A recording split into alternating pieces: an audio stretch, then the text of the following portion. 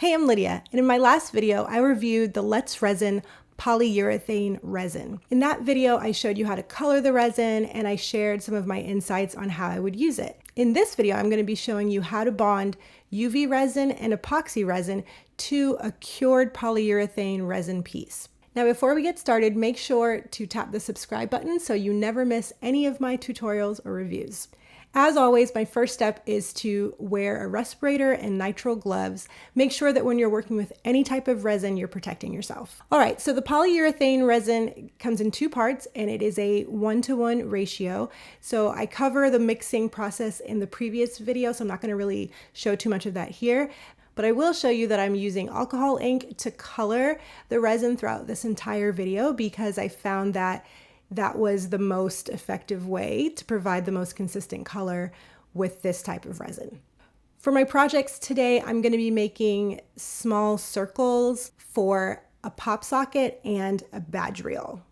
If you're not familiar with polyurethane resin, it starts out clear, but it turns white as it cures. So any coloring that you add to it is going to end up with more of a pastel tone. Also, this resin cures super fast. So within 10 or so minutes, you're going to have a fully cured piece. All right, so for this one, I'm going to be using the Let's Resin Fast Cure Epoxy Resin. And the first step is sanding down the polyurethane circle with some 150 grit sandpaper. Then I'm going to wipe it off with some rubbing alcohol to take away any of the debris from sanding it. I'm going to be applying adhesive vinyl on top of the polyurethane. I wanted to see how well it would stick on there, and it stuck just fine. Now I've mixed up my epoxy and I'm going to apply it on top. I wasn't really sure if this was going to adhere to the polyurethane because as I was playing around with this combo earlier, it did not stick at all, and I'm not really sure why. So I wasn't really confident going into this project, but I figured why not try it out and see what happens. After I apply the epoxy, I'm going to use a heat gun to blow out any air bubbles. So I'll set this project aside because it's going to take some time to cure, and I'm going to move on to my UV resin piece. For this piece, I prepped it the same way. I sanded it and wiped it down. And now I'm going to apply another adhesive vinyl decal on top. I went over it with a layer of Mod Podge just to seal everything in. I sometimes will do this over my adhesive vinyl, and I find that it helps to prevent any little mist air pockets from escaping into the resin, especially when I'm using UV, where I don't have any control over it once the UV light hits.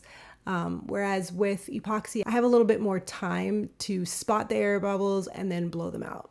Once the Mod Podge dries, I apply my UV resin and spread it out.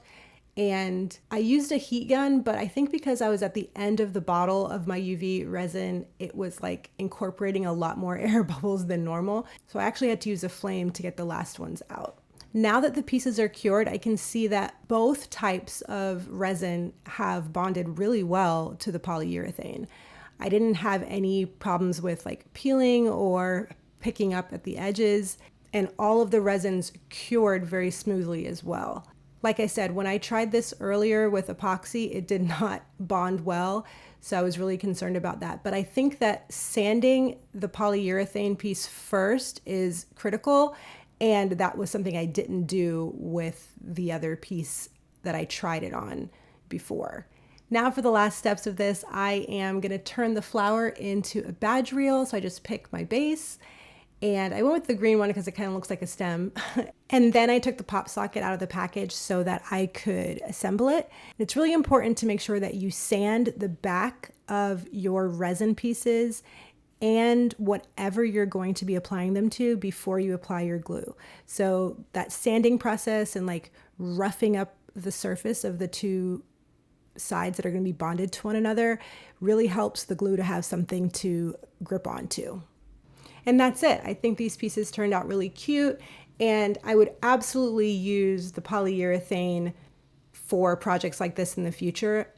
Like I said in my previous video, the polyurethane resin once it's cured, is super lightweight. So it's perfect for projects like this where you don't want like a heavy piece hanging off the back of your phone or on a badge reel weighing it down. So this is the perfect thing to use when you're making badge reels or pop socket tops. If you liked this video, make sure that you tap the like button and subscribe so that you never miss any of my other resin tutorials, like this one that's coming up next.